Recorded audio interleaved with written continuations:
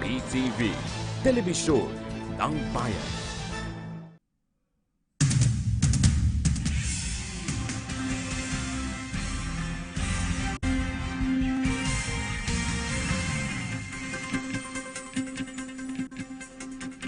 Magandang hapon Pilipinas, nagbabalik ang PTV News Break. Suportado ni Pangulong Rodrigo Duterte ang panukalang Comprehensive Tax Reform Program ng Department of Finance. Ayon kay Finance Secretary Carlos Dominguez III, mahalaga ang papel ng nasabing programa para sa hangarin ng pamahalaan na mabawasan ang kahirapan, ang palaguin ng ating ekonomiya at gawing upper middle income economy ang bansa sa taong 2022. Matatanda ang inihain ng Finance Department sa House Committee on Ways and Means noong Enero 17 ang naturang panukala.